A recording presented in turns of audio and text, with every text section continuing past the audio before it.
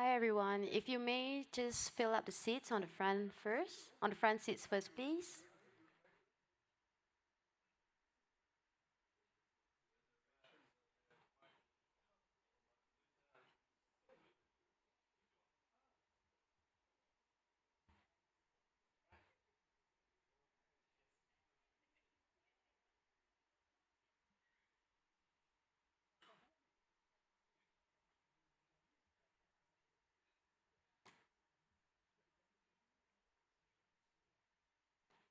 Slowly make your way to filling up the front seats. Please don't be shy.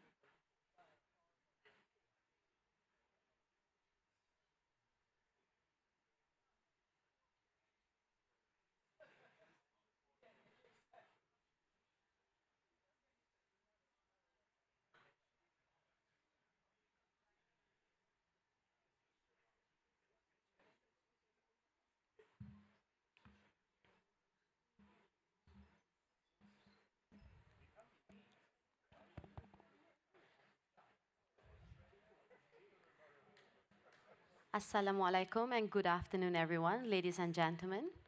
Welcome to the Asia School of Business. I am Ellie, and it's a pleasure to have you here for the afternoon's fireside chat. Before we begin, please ensure your mobile devices are set to silent, and in accordance with our safety protocols, please turn your attention to the screen for a brief ASB safety video. Welcome to the Asia School of Business campus. As part of our commitment to your safety and well-being, here are a few important reminders in case of an emergency in either the academic or residential buildings.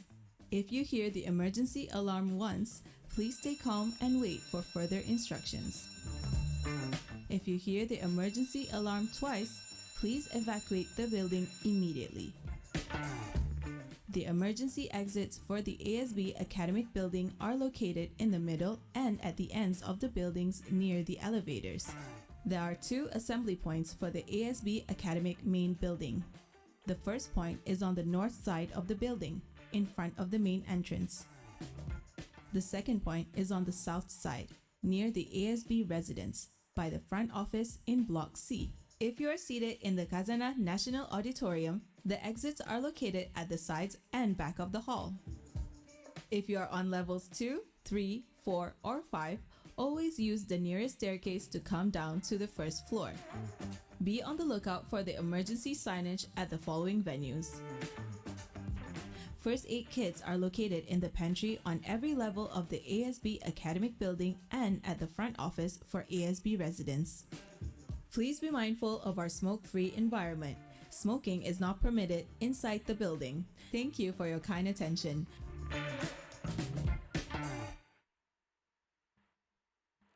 Thank you.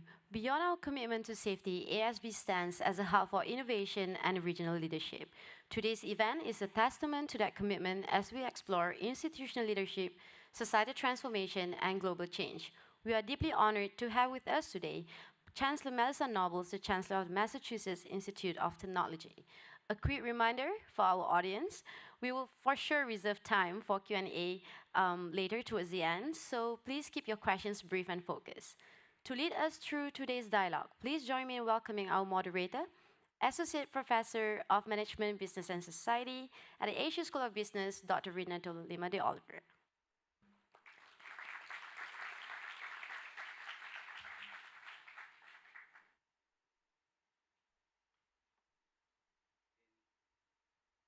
Professor Nobles, please join us here on the center stage.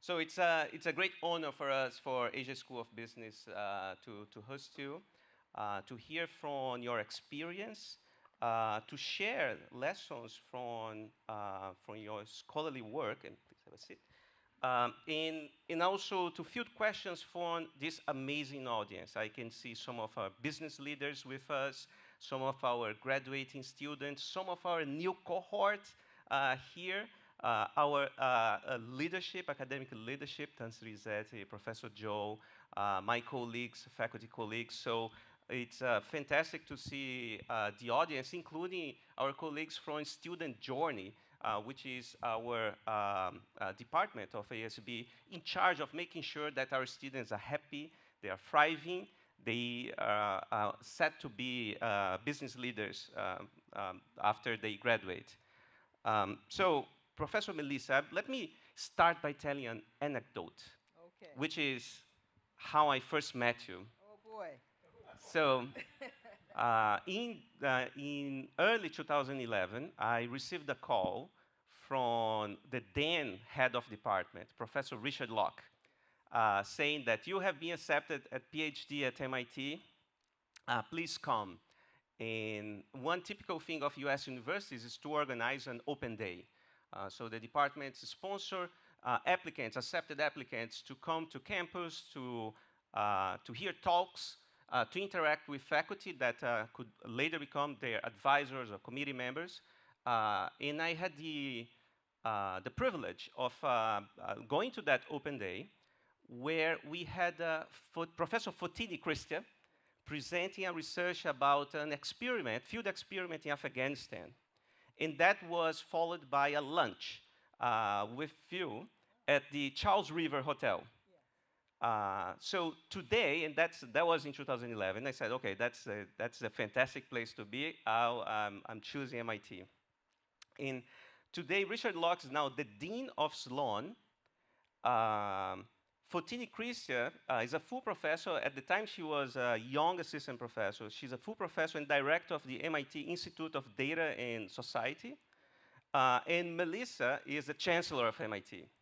So it's great to see all that during these open days, they really put the best and the most promising scholars. So it's good to see all this trajectory. So we are going to talk about also this trajectory of academic leadership that we have experienced. But first, I'm framing this conversation in three different layers. So the first layer is about higher education, the second about MIT specifically, and the third about your own career, your own achievements. And within all of those three layers, we have the issue of geopolitics. So how the context is changing, how the world is changing, and how organizations such as MIT, but also your business organizations, they are reacting to those changes. So let me start with the issue of higher education. The value of a degree has been increasingly in question. And in a recent report from the US, estimated that 1/4 of College of Liberal Arts are at the risk of closing. In some institutions, the deans are need to tap into endowment to pay current expenses. So this in the context of a lot of questioning of the value of a degree, given how education can be expensive and how institutions might not be able to adapt to the skills that are needed today.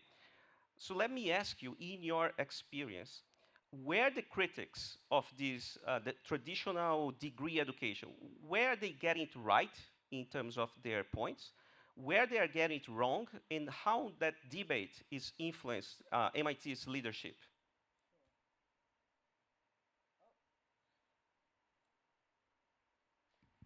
Okay, I think it's on. Here we go.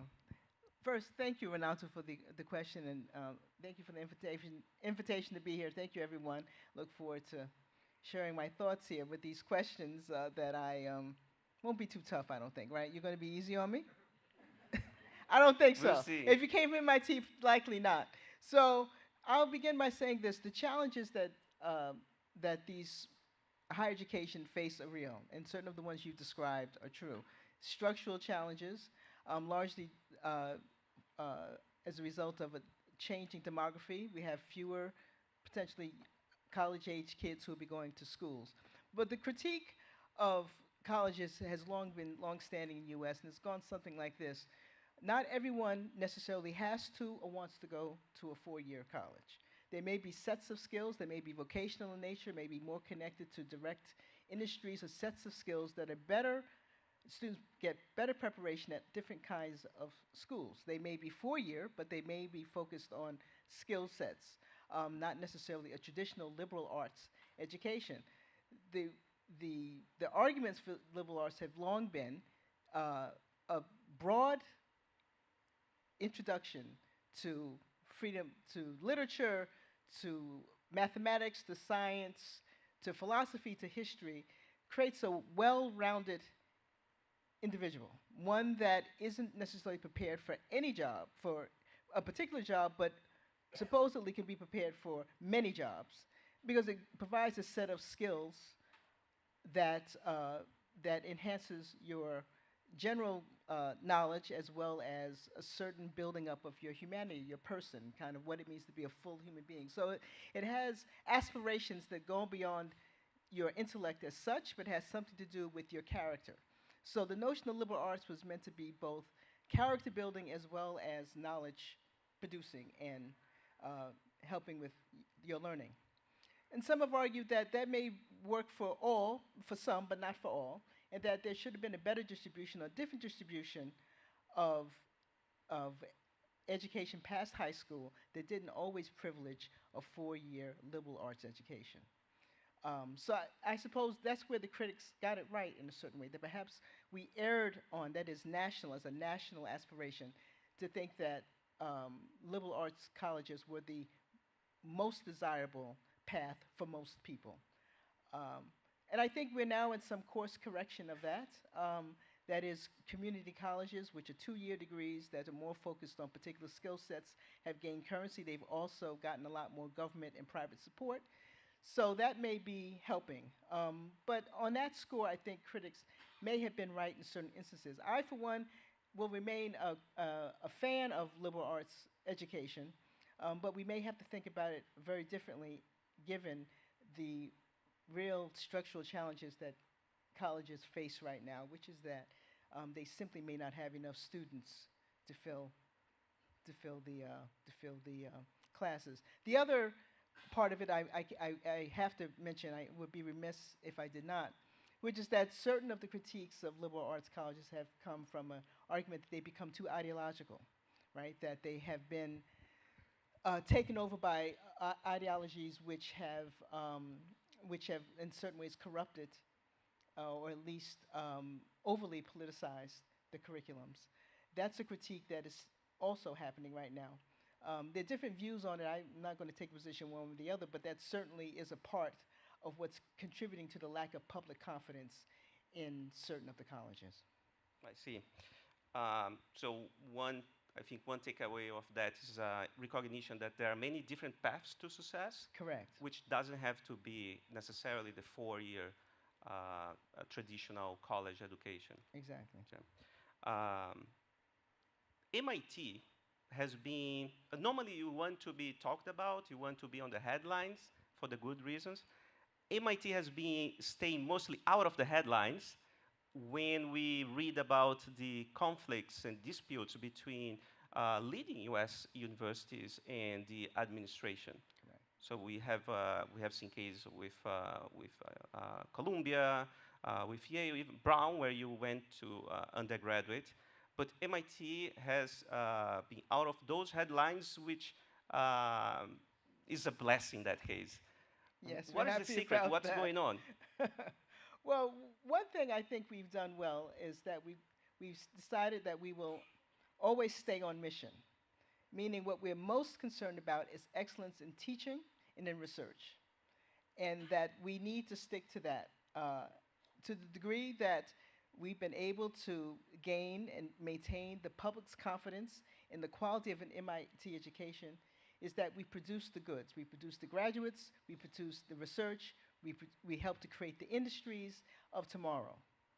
So our bet has been, you don't, if you want to bet for a good future, you want MIT in that future. And although our present may be stormy, which it is, uh, storms pass. We intend for MIT to be around.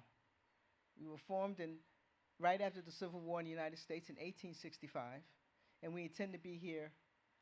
We've been here over 150 years, and we tend to be here for another 50 years. 150 years. And I won't say 50, 150. At least that. The point is, we intend to endure, which means that you stick to first principles, and that's what we intend to do. And so we've made that clear in our pronouncements that that's what we care most about, and I think that's helped us quite a bit. So you mentioned about staying mission focused. So for those of you who are not aware, let me read what is MIT's definition of its mission. The mission of MIT is to advance knowledge and educate students in science, technology, and other areas of scholarship that will best serve the nation and the world in the 21st century. But how to fulfill that mission if the perceived priorities of the nation, at least as executed by its representative government, may conflict with perhaps the priorities of the world? And here I'm thinking about the climate agenda. So MIT created recently a VP for energy and climate, currently led by Professor Evelyn Wang. So is there any conflict here between serving the nation as demanded by the current administration and MIT's broader world impact? Yeah, that's an important question and one that we've dealt with and continue to struggle with. So it's true that if one were to look at it's a tricky thing. You have the American electorate, of which many are deeply concerned about climate change. You have political parties that have taken different positions on climate change, which roughly splits between the two parties. One party much more in support of climate mitigation, another party which is not. The party which is not currently runs the government, but half of the country still believes in it, and you have a scientific community with whom we are most beholden who actually do believe in some efforts at climate mitigation in dealing with a changing environment. And you have industry, which some believe and some don't, but they all recognize the need to support important research. Our argument has always been we go where the science is and we go where the engineering is. And our faculty are working diligently to deal with what we think are very clear signs of the need for climate mitigation and to better understand climate change itself. That is, understanding climate science. So it's an intellectual problem, right? At the end of the day, you go to the facts, you go to the evidence, you go to the hard research of examining it, and you base policy on that. It isn't speculation. It isn't, ideology. It is, in the end, what do the facts tell us as best we can? Understanding that science allows for a dispute. Part of what science means is kind of coming up with evidence and figuring out what does it tell us. There are arguments, and scientists figure it out, but there are methods. There's a scientific method. There are ways to do it, which you hope will will help you in just these kinds of instances when you're trying to figure out how to understand a quite complex situation. You add on to the politics, which are also an important dynamic of this. So we've had to deal with that very skillfully. The president made the decision, it's a public decision, we are still going to support climate research. We think that the evidence points in the direction that this research is needed. It's true that the federal government is not supporting it, but many states are supporting it, many industries are supporting it, many private citizens are supporting it. So it's not as if it is without its supporters. And we think that at the end of the day, we will follow, work with those who are willing to work with us. It was not a hard decision in a certain way for the president to make, because that is President Kornbluth, because she thinks that the part of our mission is to help the world. And we think that doing that, the science supports our interpretation of what it means to help the world, even if at the moment it is against what our federal government's stated position is under the current party. But politics change, and we'll continue on our way. So our president's made a very clear decision. The Institute continues where the science leads us. Okay, so politics can change, science needs to progress, and that also connects me with, I think, one important point. At MIT, I TA'd for Science, Technology, and Public Policy Yes. with Ken Oy. And it serves as well as introduction to political conflicts and collective action and public goods to engineers, to scientists at the institution. And they learn a lot. They Yes. realize that just advancing science alone, you might not be able to influence the world. So there is another perspective that needs to be incorporated. True. But more broadly, some people are not aware that MIT has strong programs in humanities, in social science, in arts as well. And you had served as the dean of the School of Humanities, Arts, and Social Science. How your deanship or those programs, they help to advance MIT's mission? Right. So one thing that the world, changes in the world have taught us, especially over the past 25 years, 30 years or so, in certain ways it's always been true, but it seems much more better appreciated now, is the connection between science, technology, politics, and the economy. That the world, humanity faces deeply complex problems. You cannot privilege one way of knowing over another. MIT is known for science and engineering, but we cannot have science and engineers who do not well understand the world. Right. The School of Humanities, Arts, and Social Sciences, as well as the School of Business, was formed in 1950. It was formed after World War II. The founders of MIT got together and said, it was their judgment that we cannot only educate the best engineers and scientists, we need to educate world citizens. Educating world citizens means that they have to understand the world. Winston Churchill spoke at the MIT graduation and congratulated MIT on the creation of a School of Humanities, Arts, and Social Sciences, precisely for this reason. Because as powerful, as important as science and STEM are, they are not the only bodies of knowledge that engineers and scientists themselves need to know. In much the same way as humanists and philosophers and political scientists and economics have to understand the physical world, right? We have to understand the laws of physics and the like. We may not be students of them, might not be scholars of them, but we have to acknowledge their existence and understand that that's also shaping human existence. So we can't allow people out into the world who don't understand the complexity of human life and the wide sources of human creativity and inspiration. Half of the scientists and engineers who do these great things aren't looking at the inventions of other engineers or scientists, they're looking at artists. They look to musicians, they look to literature. So it can't be, we can't have this separation, such as it is a false one. If the goal is, at the end of the day, a more full human flourishing that reflects the complexity of human existence. So, the school was formed in 1950, both of these schools, and over the years, it hasn't been easy, I must say, since I've been at MIT all of my career. When I first got there, and when I said I was a political scientist, this is the reaction I got from the engineers. Where did you come from?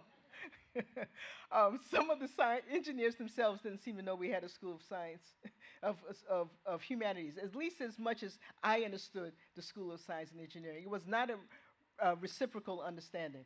That has changed.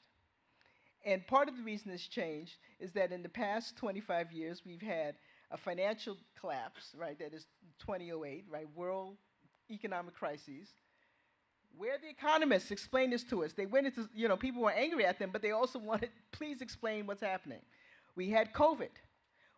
MIT was very instrumental in helping to create the vaccines and such. Nearly all of that many of the important discoveries came from Kendall Square, where MIT is located. But if people are distrustful of vaccines, or if there's not political support, or you don't understand the economics to create these medicines at scale, and then the social and political distribution mechanisms that are provided by the state, what good is the vaccine? So for the scientists and the engineers, they understand, well, we need this larger system. Now we have AI.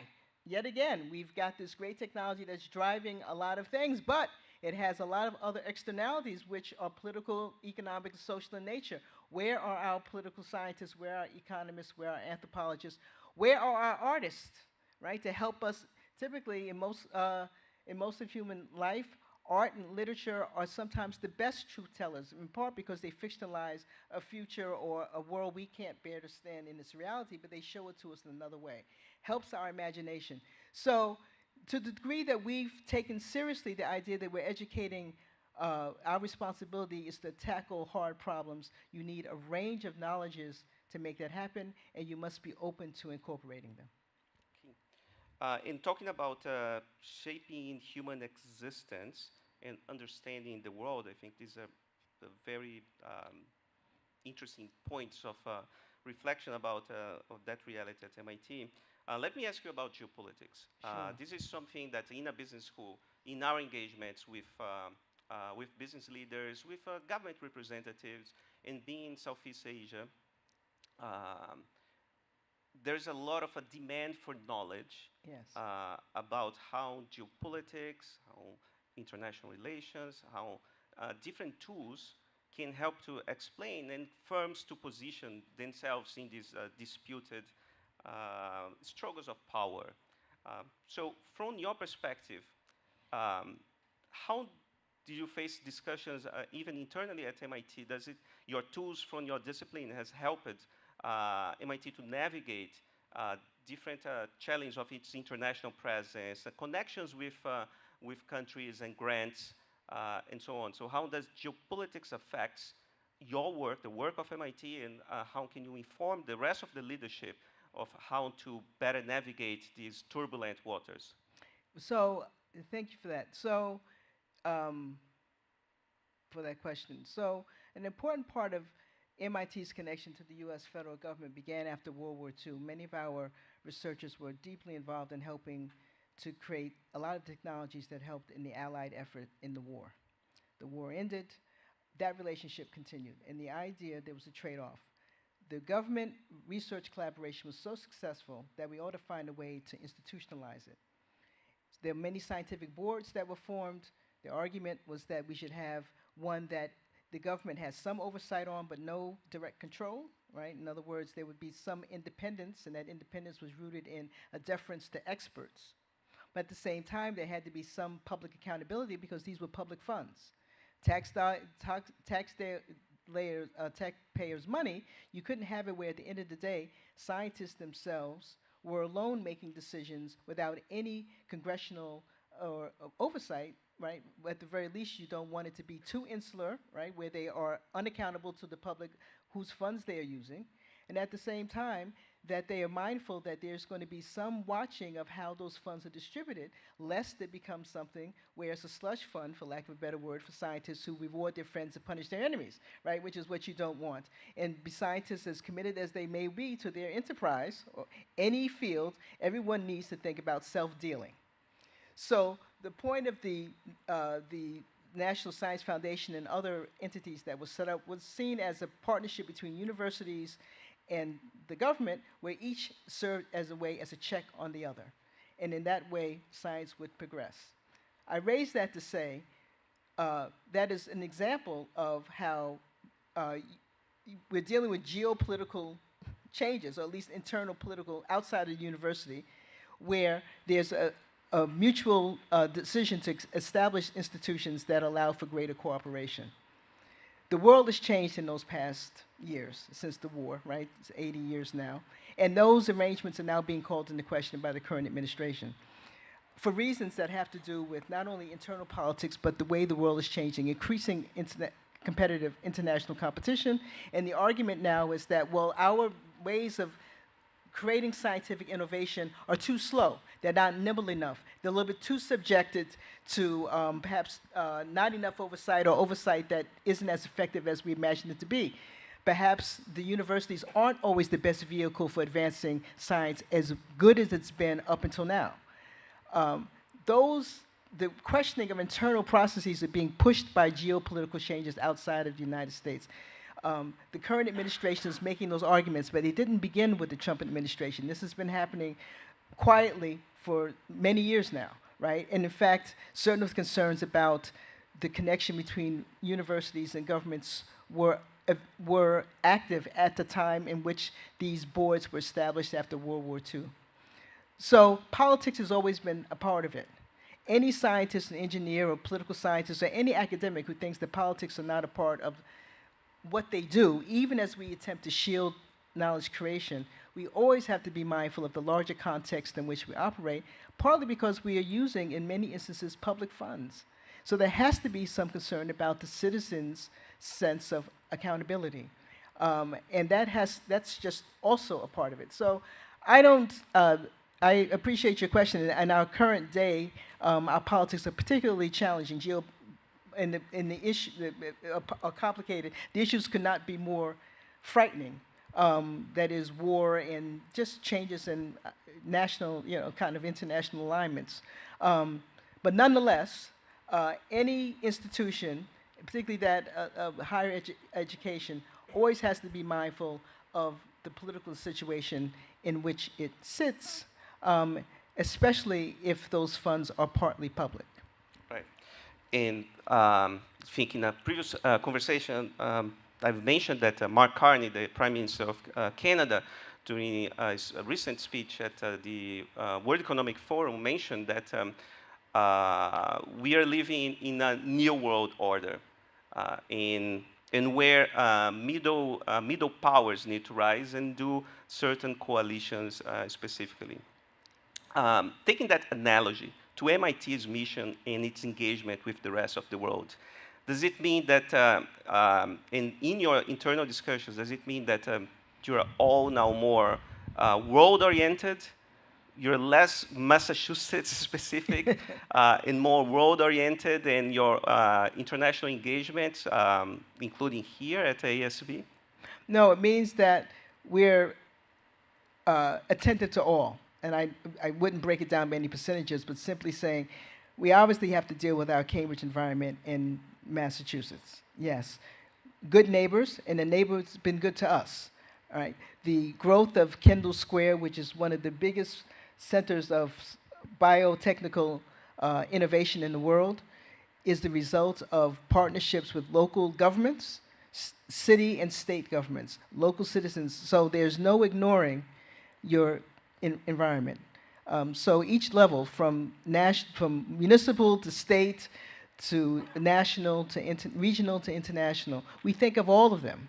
And we think of them as the issue requires. Certain of them obviously are quite local, others are more national in scope. What it means, though, is that we just have to be nimble, as Carney is saying. The New World Order will remain to see what it is, but it's certainly true that the U.S. is staking out, and the current administration, a different position vis-a-vis the distribution of power in the world. And the world is having to respond to that, and we're seeing the ways in which everyone is trying to do it. It still needs to work itself out. We're at the beginning of the story, not the end.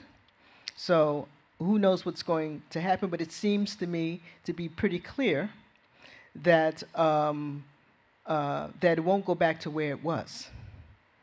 And at the very least, what it requires is that everyone think about the future. You can't ignore the past, obviously, since in certain ways, that past is shaped where we are. So I'm not suggesting to be someone who says, history, where does it matter? It matters a lot. But it means that our strategizing at our level in any organization has to be forward-looking with a deep sense of a need to be agile, as well as a willingness to have to be resilient and to be ready for the unexpected. It sounds kind of obvious, but every day you pick up the paper and you're like, huh? So, um, so as you do that, the North Star has to be, okay, how do we best satisfy our mission consistent with our values? There aren't many things that could be steady, but that has to be one thing. Everyone and everything needs a North Star of some sort. And you have to be clear on what that is. On that point of picking up the headline, did you have recently a lot of crisis, emergency situations, crisis meetings? No, what? Recently, no. Other than every day is a crisis. I mean, I'm kidding. It's more of it is figuring out. I imagine we all go through this. Is what to pay attention to and what not. I mean, not everything requires a response. Sometimes a non-response is the response. So I think it's more having some discernment and some using judgment to figure out what's best to respond to and what not. Okay. So let me now address something that is deeply connected to what you mentioned, that we are beginning of the story. We are at the beginning of the story, not the end, which is AI in education. So a lot has been written about it. We at ASB, we are deeply involved in advancing frontiers of education, using AI and using other pedagogical methodologies. But let me hear from your experience, from the MIT leadership, how first AI is changing the execution of education, how you're engaging faculty in terms of the use of AI, and then how it's also changing the student engagement. Sure.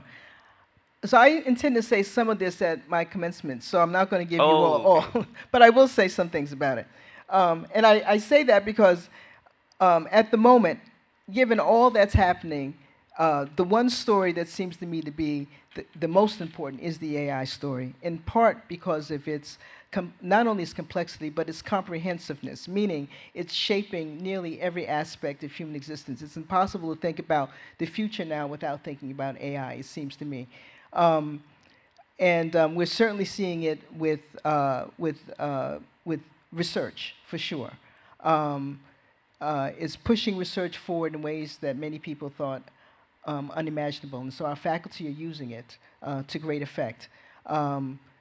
Not always without complications because they are there, but nearly all see it as, for those who use it well, see it as greatly beneficial to their own work and to advancing of knowledge. And I think that's going to continue. I think what the whole world is dealing with is the speed with which the changes are coming. They're coming quickly. It is difficult to figure out how to adapt to them in ways that are well, it's hard to know how to fully adapt to it because it's changing so quickly, right? And to really understand it. I mean, it's not something, we all say it, but to really understand what AI is, how it works, how to use it well, what are its strengths, what are its limitations, those are not things that are intuitive. You have to kind of be using the technology to understand it, and even then, you just have to keep working with it. And in so doing, you begin to learn its strengths and its limitations. But there's no doubt it's a powerful technology. The power of it is not to be dismissed. And I think most of us who are dealing with it are taken by that power. It's kind of breathtaking in a way. And it does raise a lot of profound questions. Those questions are not trivial. Because the conversations that I'm hearing, I don't know if you're having here in this society, but certainly in the US, unpopular papers and commentaries on every imaginable platform in many different settings, from families to when I'm hanging out with my friends. These are people who are not technology people, but everyone is talking about it. It's impossible not to when we're sitting on our phones and it's doing this and it's doing that. We all recognize it and trying to make sense of this technology. So it's not a small thing. And I understand that the world is experiencing it in different ways and in different intensities and different levels. So I'm not suggesting it's the same experience around the world, but it soon will be as it spreads. So those are not trivial things, and they're not things that we're not going to come to at once. So that's a long way of saying at MIT we're in a conversation. It's not a solution. It is not we have one answer. We don't. We're committed to understanding it and moving with it. Right? So the commitment is keeping up with it, a technology that we've played a lot of role in creating, understanding it, using it for the betterment of humans, and for mitigating harmful effects. Both of those things go together, it seems. And I think the faculty and students recognize that.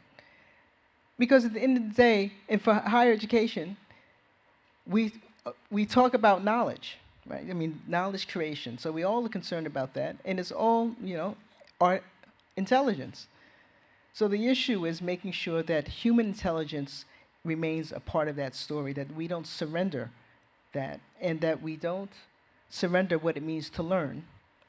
Learning is friction. It's a challenge. Mm-hmm. Tell me anything that you remembered that you did easily. You remember when you struggled. If an answer is given to you, what did you learn? Those are really basic questions about human cognition. So I think one of the ironies of it, and we've seen this among our faculty who teach in the brain and cognitive sciences, that AI will likely help us and spur us to better understand human intelligence as much as we understand artificial. That our brain and cognitive scientists are still helping us better understand how the human brain works, in addition to as we're creating this artificial intelligence. But all of human existence has, right, it's here. In our hands, of course. But the point is artificial intelligence creates, I think, existential challenges or things for all educators have to take seriously.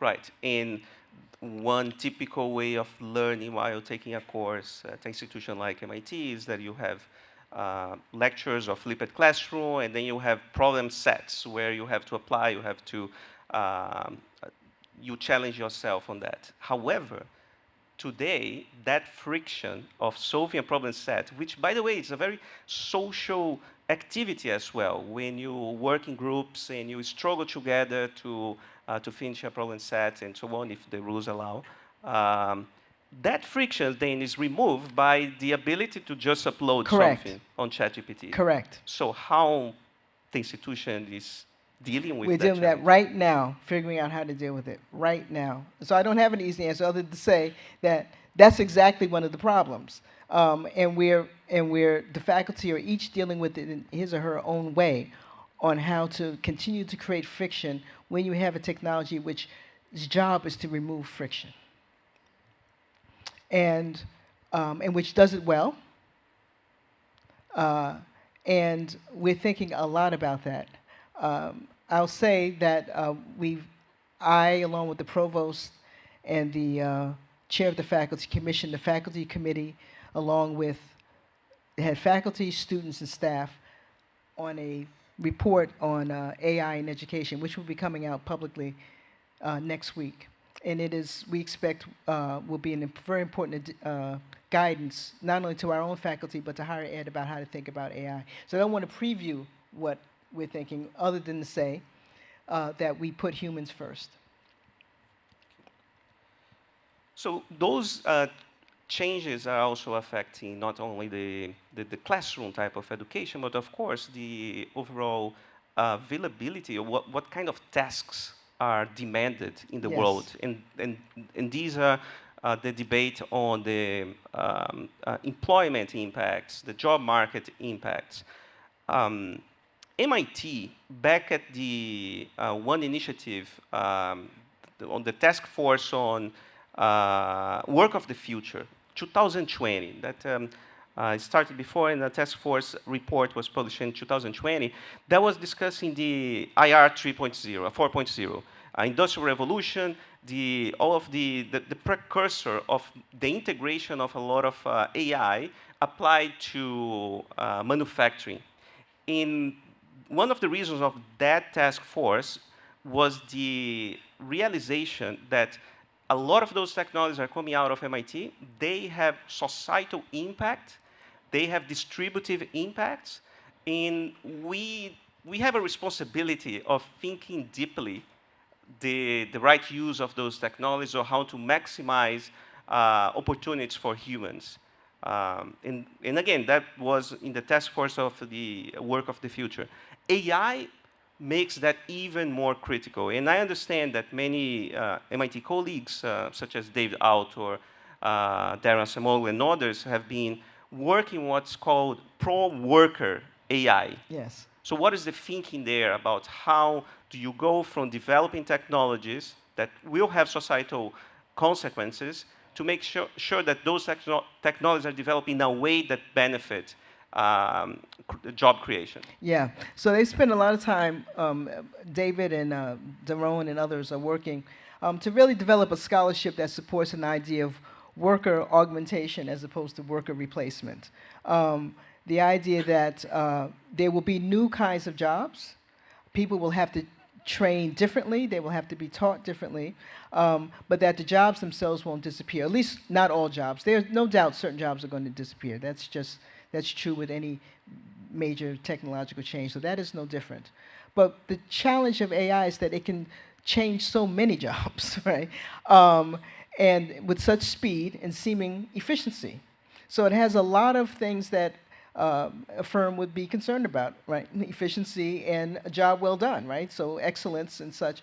But you can't take humans out of the loop because AI isn't perfect. You do have some responsibility to think about human development. And there are things that AI can do better, and humans can do better if AI is there. So it's an argument that they are developing, and they're doing a lot of research. I've seen one of David Otter's most recent papers about it, where he looks at different sectors, some that are better able to adapt to AI than others. But even in that paper, he and his co-writers kind of recognize just the speed with which things are changing makes every research question, I wouldn't say instantly obsolete.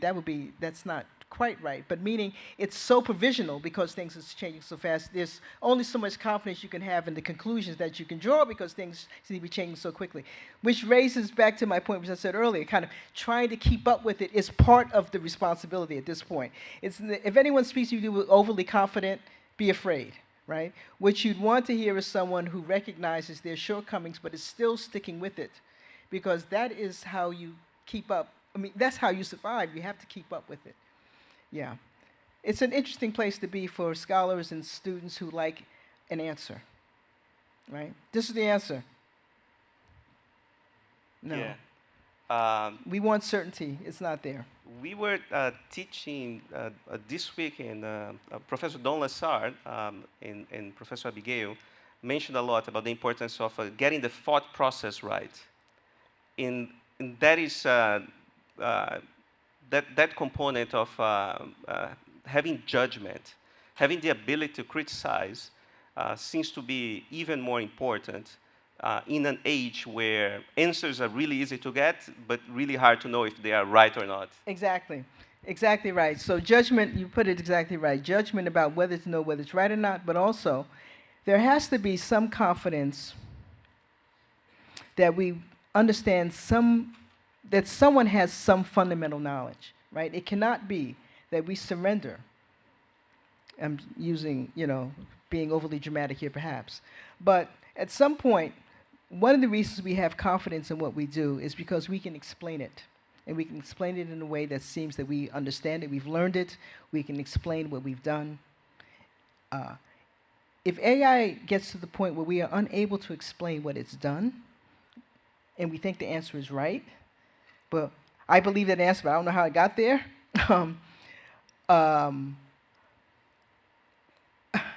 it puts us in a different place cognitively.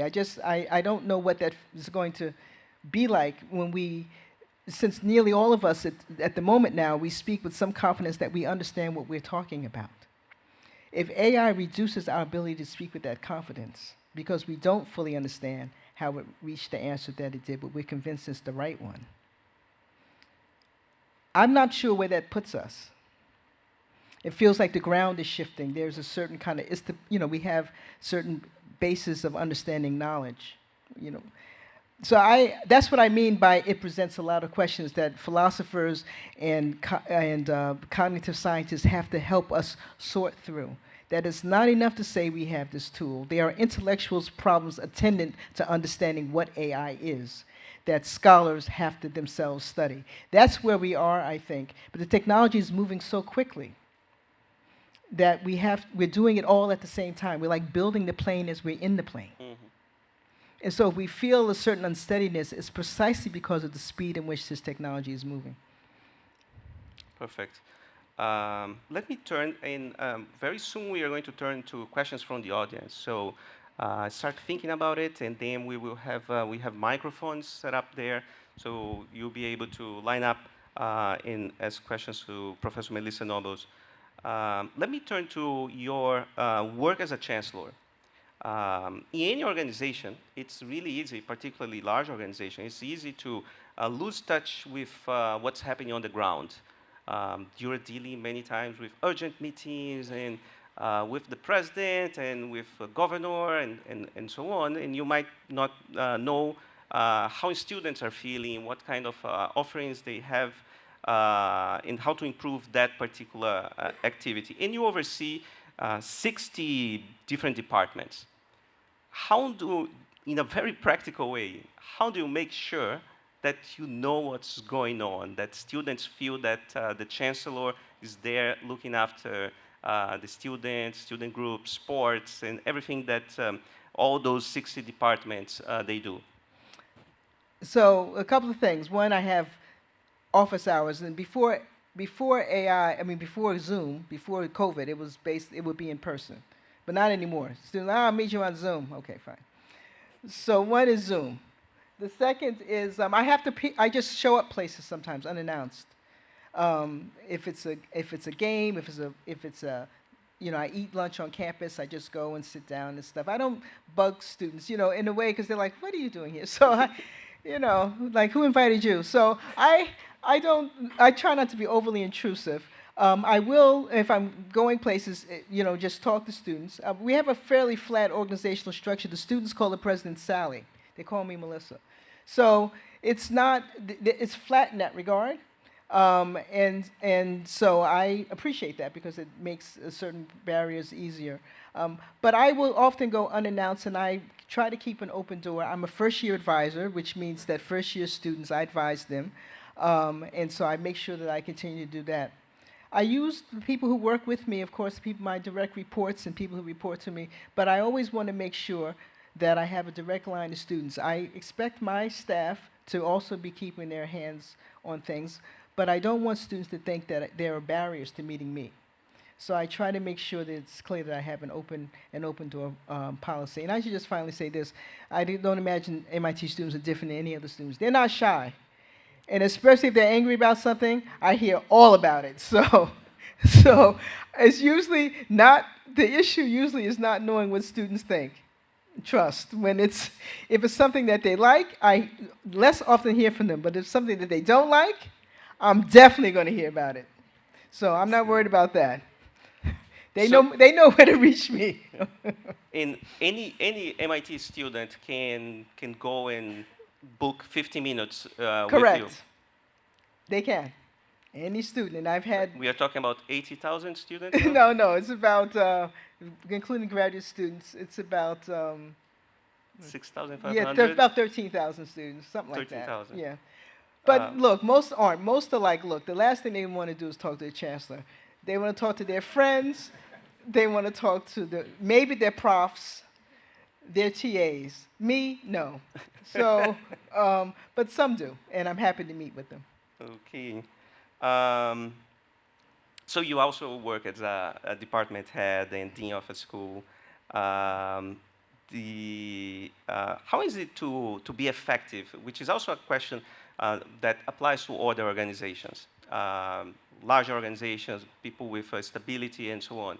How can you be effective if you're dealing with peers who have job security and perhaps they went to academia exactly because they didn't want to hear others telling them what to do?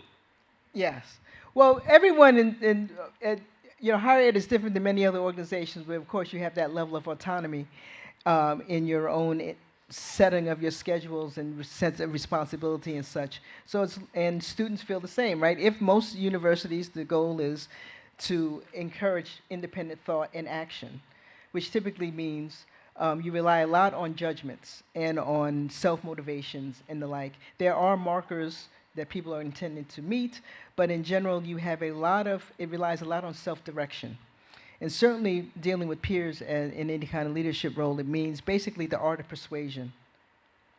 And sometimes you have incentives, like you can punish people or reward them. But usually the rewards are internally driven, as are the punishments. Meaning people are concerned about their own reputations and how their scholarship is regarded. That is usually the most powerful check on a lot of things, but not always. So there are a lot of internal things that are inherent in the disciplines which may be different than other jobs where you need more external things. So it really depends on the organization, to understand your point. I think the main thing is any leader has to know the culture of the place. Culture eats strategy and things for lunch, right? You have to understand the culture to maneuver in a way that's effective. If you don't understand the culture, meaning in certain organizations that may be less hierarchical bound, it doesn't work to speak hierarchically. Some places expect hierarchy, and if you come in talking about some flat organization and looking at you like, give me some guidance, some direction, you tell me what to do. So some of it is being aware of that. And not all people in all organizations are as attentive to their organizational culture as they should be. But I think any leader who wants to be effective is. And be able to persuade. Absolutely. Okay. I have one question that was formulated by my colleague Sangeeta from our Mindset Lab team. What responsibility does an elite university have for developing the human being rather than simply developing their intellectual and knowledge capability? We have a big responsibility, I think. I guess the big example is this. One example. You all may remember when Mark Zuckerberg was called before Congress. And he was asked, well, he's been in front of Congress a lot recently, right? But this started a while ago with Facebook. And it was about the election and the notion that they were printing things which they knew to be false, right? So their sense of responsibility. And he, whether he was posturing as a way of avoiding congressional questions or whether he didn't know the answers. But it wasn't a good look, meaning someone who seemed completely unprepared to deal with the human consequences of his invention or his company. Now, it could have been a strategic, it could have been part of his strategy to get out of that situation, so it could have been just that. But it was an example, I'm suggesting, that you do need people who know how to articulate, have some sensibility about their responsibility to develop human beings. No school, I think, would want to have their student come out sounding like Zuckerberg. That's what I mean to say, right? At some point, I would imagine some schools would be thinking, boy, if our graduates are on the stage, I hope they're able to answer these questions in ways that suggest that they were well educated on this. Or if they don't answer it in ways, they give enough confidence to the people who are watching that they know better, but they are doing it for other reasons. But what you don't want is someone talking who gives no one any confidence they actually know the consequences of what their inventions have done, or that they care. Yeah. That kind of sensibility has to be, I think, at some point shown of students that that's expected of you. That the privilege of being educated and being in that position is that you know that that's part of your responsibility. That can only be conveyed through instruction. I mean, not only, but that would be an appropriate place to be. That can't be silent, nor can it be assumed. Someone has to say it. Perfect. Uh, so now I have two final set of questions, and one is directly connected to your own education, to your own background, your own career over time, from Brown to Yale to MIT. Um, who is Melissa Nobles as a scholar, as a professional? How would you define that trajectory that led you to where you are today? All I'll say is, I started out, I didn't think I would be a professor. Not at all. I wouldn't imagine I would have been at MIT. I went to liberal arts universities. I was a historian and political scientist. I'm at tech school. Who would have thunk it, right? So I think the main thing is you never know where you're going to end up. I suppose that's part of my trajectory that I'll share. And I'll also just say, look, everyone in here, I'm sure, has everyone has different life paths, and they're interesting. Mine isn't especially, interesting in a way. It's mine. It's interesting to me, but I'm not sure that others would find it. Everyone, I think, has an interesting path. That's what's more important. Whatever your path is interesting, as long as it's what you've, it's kind of true to what it is that you imagine for yourself. I didn't think I would be a professor, but I always knew I liked to read and write. That's one thing I knew. I didn't know. For a while, I thought I might be a lawyer, and then I thought about it some more and said, no, thank you. But I thought, what job can I have that will actually pay me to read and write? So some of it is that, at some level, being true to yourself, which everyone says, but there's a basic truth in that because you don't do what you don't want to do. But also, you want to get paid for it. So you do have to think about ways, unless AI is going to take very well our jobs, but you do want to get paid for it, and you do want to have some kind of public recognition or personal satisfaction. So that's all I would really want to share about my life is some commitment to being true to my interest and being fortunate enough to have the opportunity to have fulfilled that, and I consider that fortunate. Fantastic. And I understand that you're a scholar of ethnic politics and comparative politics. And Malaysia is one important case in that literature, particularly for those who have studied the work of James Scott. Yes. And you've studied under James Scott. Yes, I did. So James Scott was a Yale scholar who lived in Malaysia for 1 year. I don't know if Tan Sri Zet knows that, but he was a friend of Jomo. They rang out together in Terengganu and in Kelantan many years ago. So, but I understand it's your first time in Malaysia. Yes. How does it feel? It Finally feels being in the great. country? Jim would always talk about his experiences. He was pretty formative in his work. His book was called Weapons of the Weak, and he dealt with the agrarian life and politics. And he carried that with him. And he would talk very fondly of his years here. So for me, it's great to be here. So, I mean, many years since, and I've followed from afar, but I'm not in any way an expert of Malaysian politics, but it is interesting for sure. But what you read in books is one thing, and then you come and you see the place. So that's where I am now in the discovery of it. I'm learning a lot. I'm learning a lot about the great food too, and so I'm trying to stay away from that. Not eating too much of it, but it's hard to resist. Have you tried durian? I've heard about durian. You heard about that? I'm gonna, take a pass, I think. But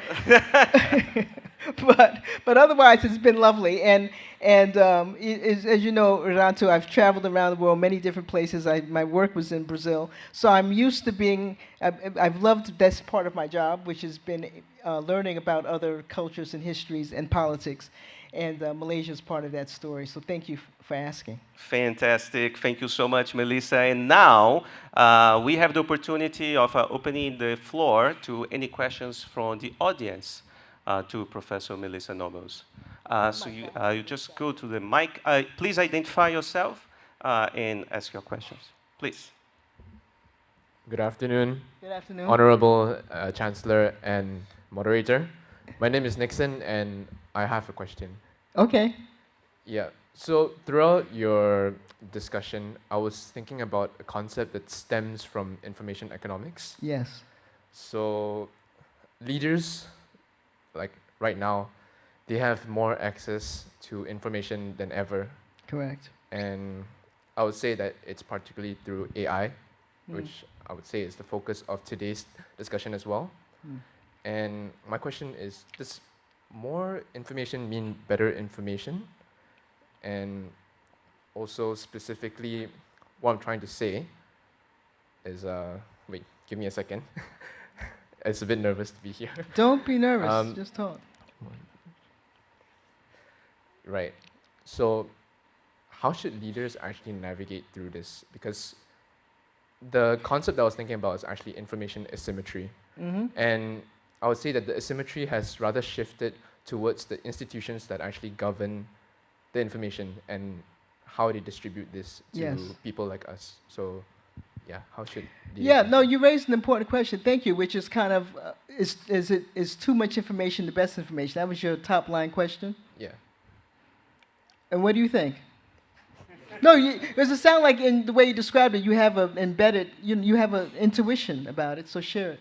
Well, I would say that it really depends, especially on the person who has this information, Mhm. because I think it's very important to understand ourselves as well as the institutions that actually governs this information.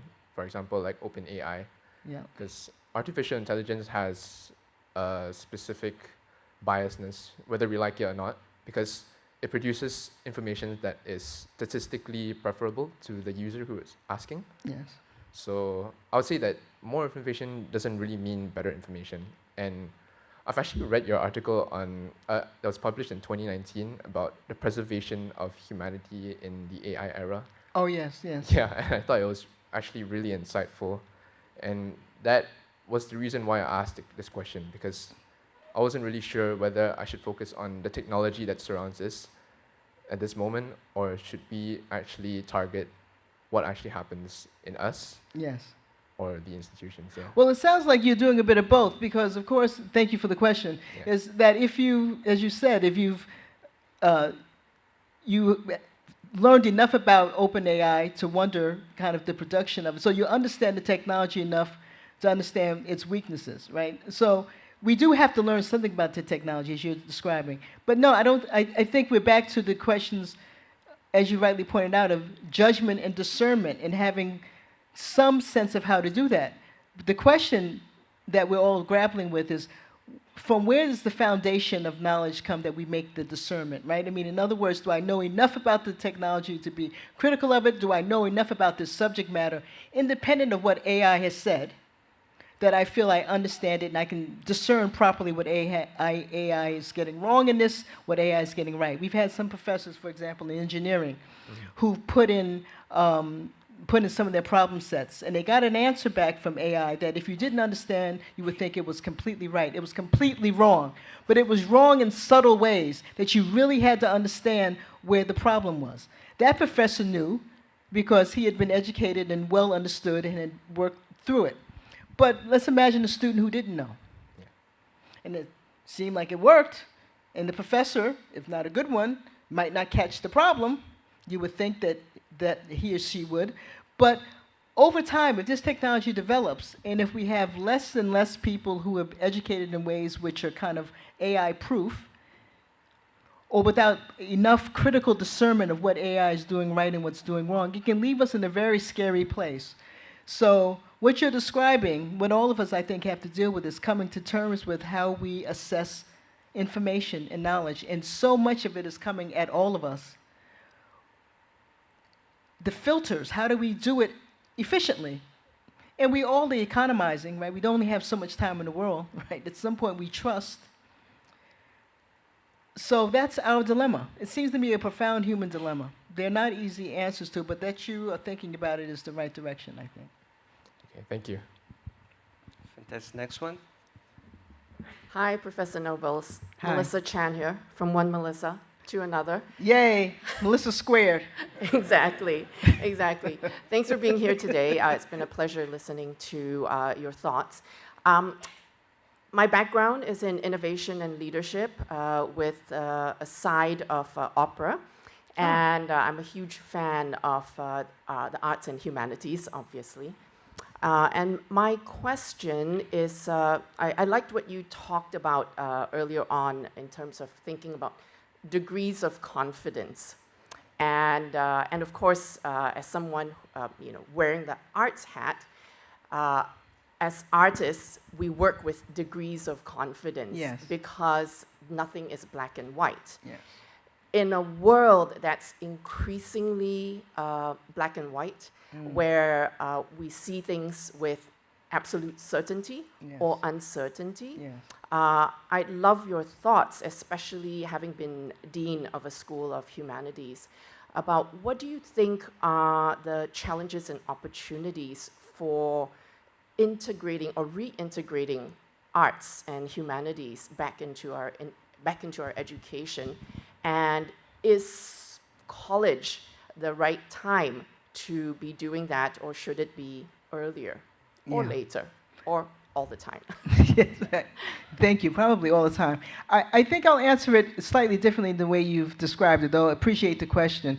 When you talked about, that is, I'm not going to directly address the idea of degrees of confidence, but rather to say that I think the opening for the arts and humanities now in the world of black and white is somewhat, another dimension of it is kind of digital versus real in a certain way.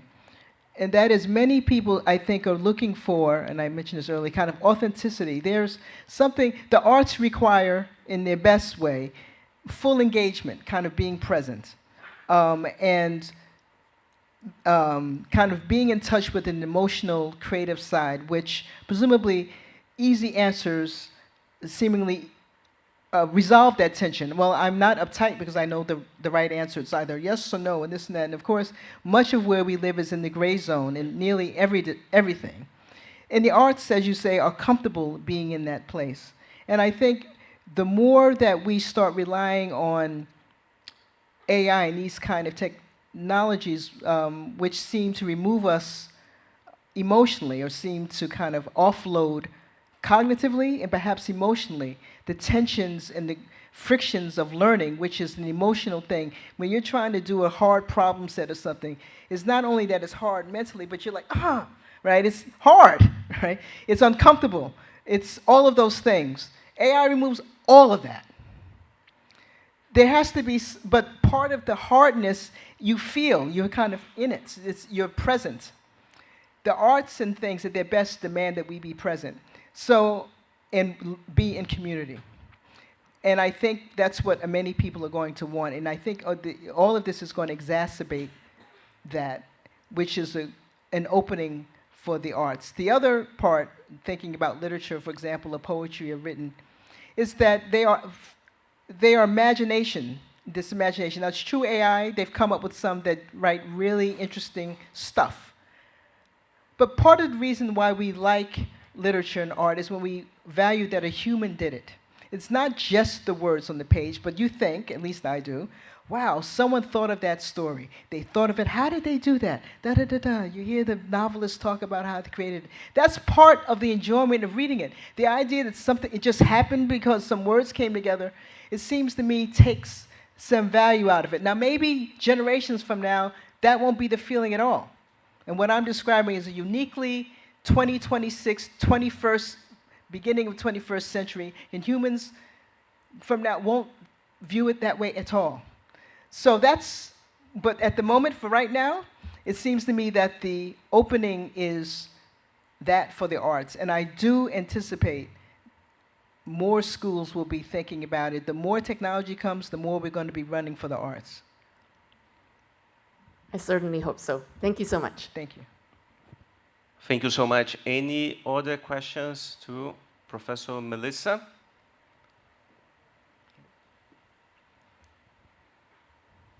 Hi, Professor Melissa. I'm Ewan from I'm the president of the Harvard Club of Malaysia. I would like to better understand sort of the geopolitics of the academic world nowadays. I think with some of the funding cuts, I believe that, there has been some talk that, there is a lot less cooperation but with, institutes outside the American sphere, right? Particularly China. Yeah.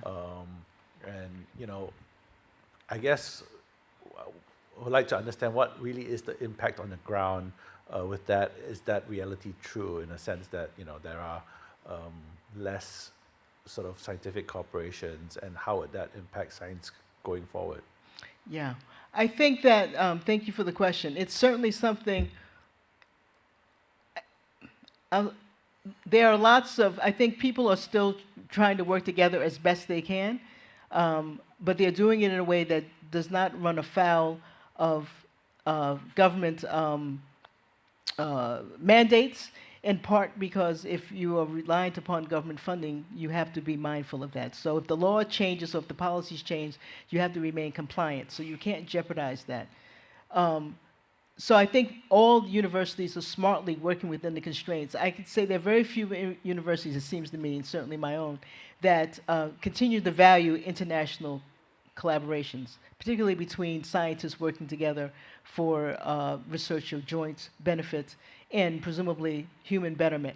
Who could be against that in its best way?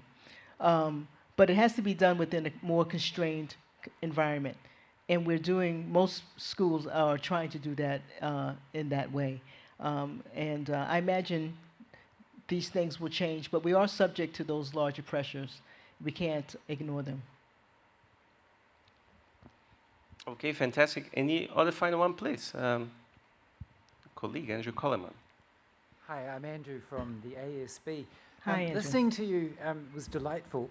I was reminded of James Lovelock of the Gaia hypothesis, whose view on AI was to some extent that as the world or as the universe comes to self-understanding, in the future, AI beings of whatever type they will look at humans the way that humans look at amoeba, that it's a necessary stage of getting towards the future, but one which may not, whose contribution was historic rather than future-oriented. So I haven't really got a question there, except your focus on the arts, and if I may be as bold as to say, you're very intensive on hands. You mentioned hands, and you mentioned the brain, and you talk with your hands. Yes. Is the future of humans to study humans? It could well be. We're in need of better self-reflection, I think. I use my hands and such as a way of just suggesting what's tactile, I think. So much seems that's digital and at such a remove. And it's my way of thinking about knowing through doing. In much the same way that MIT's and here at ASB, right? The notion of thought and action. You learn through doing. You can't do it you can't kind of offload experience. You have to experience things, and it has to be a part of learning. So I use hands as kind of symbolizing the MIT motto, which is mind, hand, and heart, right? Because humans are an important part of that too. All of those three things go together as a part of education. Now, I'm unfamiliar with this idea of the new AI beings may well regard us as amoeba. That's interesting. I'd have to think about it, but I certainly, if you sense the kind of hesitancy and a certain, excitement, but also trepidation, it's real. Both of those feelings I have, and I can't imagine I'm alone in having them. Okay. Do we have, okay, let's go for one last one. That's fine. Oh, I'll show Dan and then Martin later. All right, thank you. I think it has been really great to listen to you. Thank you. My name is Ernest. I'm a student here. Yes.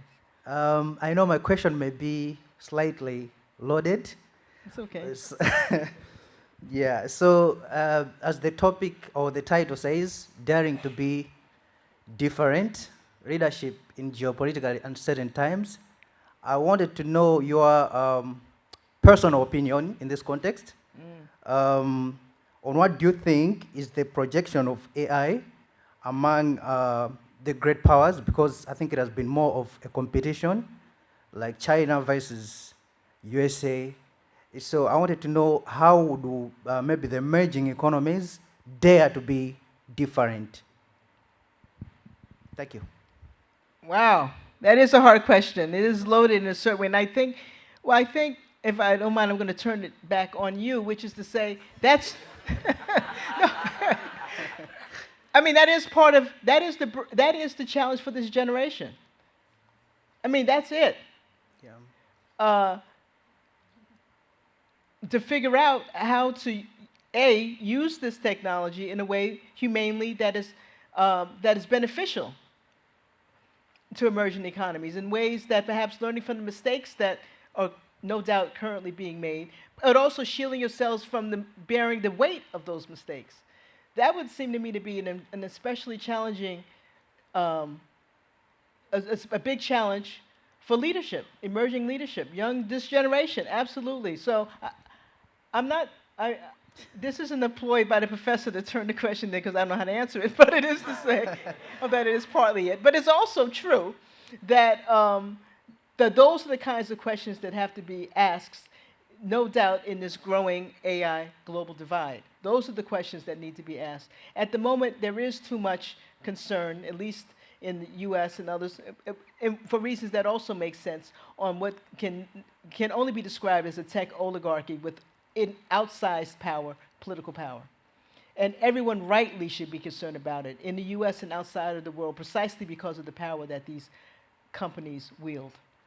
But they are not the only centers of power. We have a large world with the world's humans that have a say in it.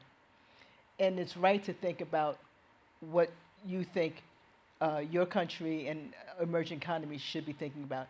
You're the thought, that's your job. All right, thank you.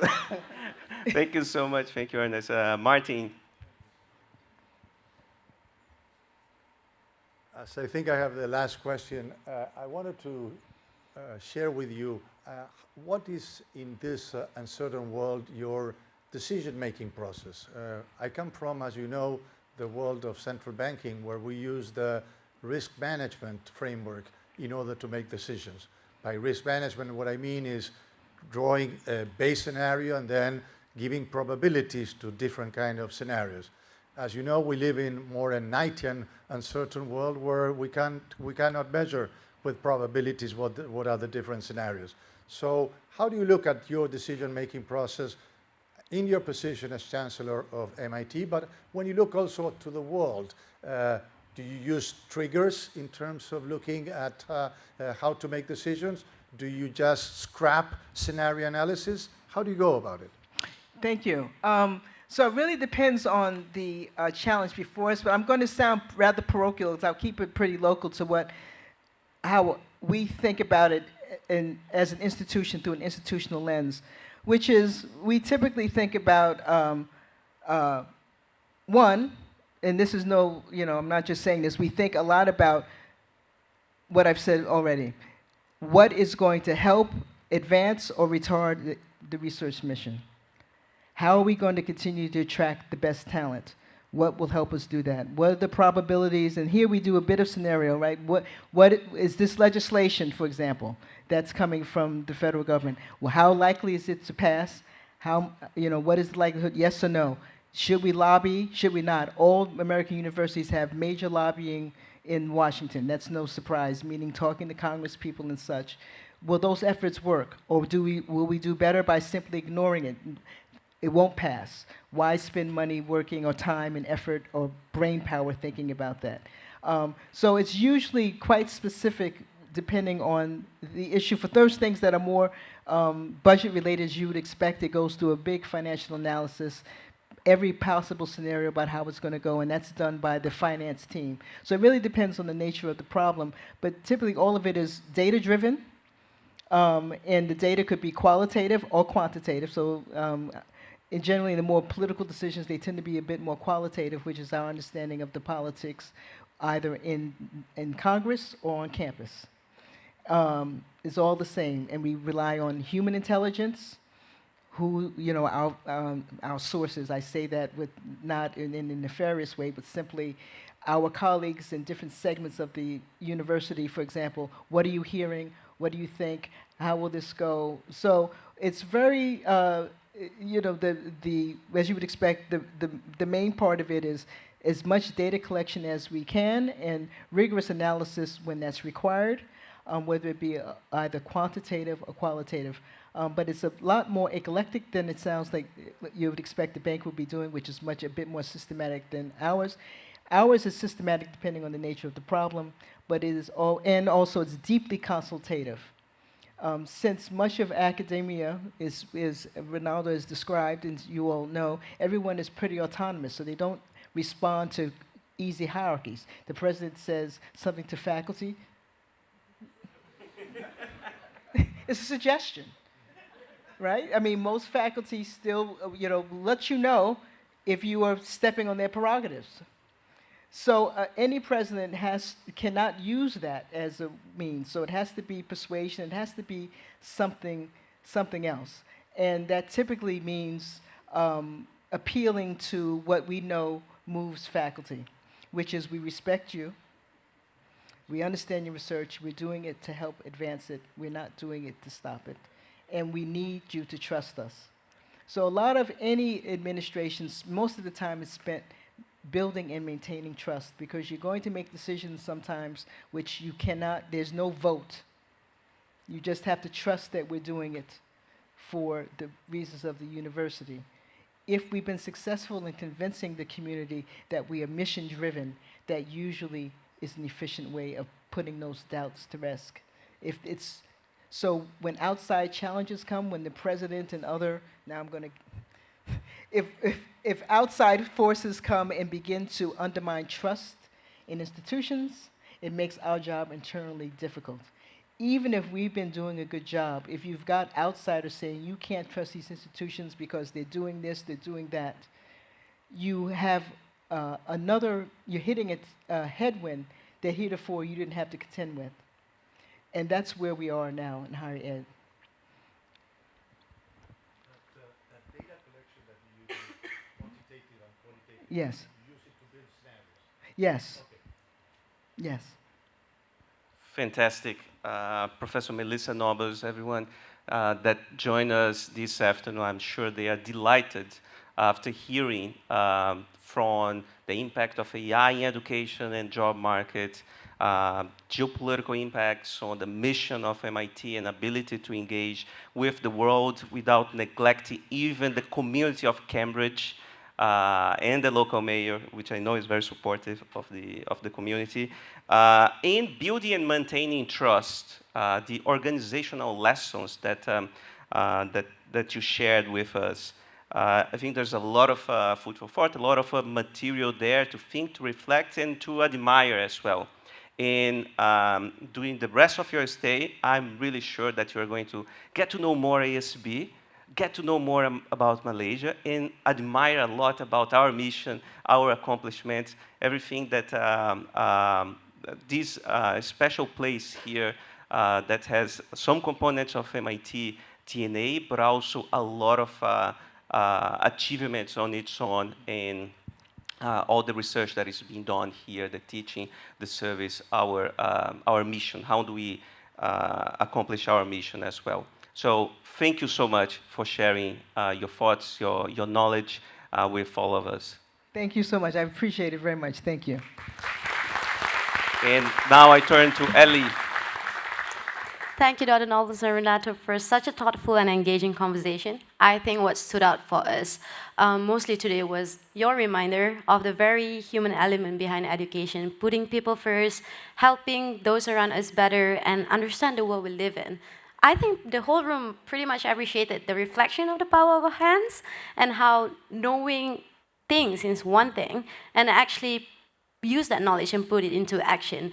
Maybe what we know, what we do with what we know, and the humility and the purpose that guide us, which is beautifully captured in MIT values, as you reminded us as well that to always stay curious, to look beyond ourselves, and to turn what we learn into something that actually creates a meaningful difference. Maybe that's where the starting point of impact begins. Before you head out, just a quick couple reminders. Please take a moment to check your sitting area. Make sure you do not leave any private belongings behind. And refreshments are being served outside, so please continue the conversation and take this opportunity to meet someone new. Thank you, everyone, and thank you for being with us. Have a safe journey home. Thank you.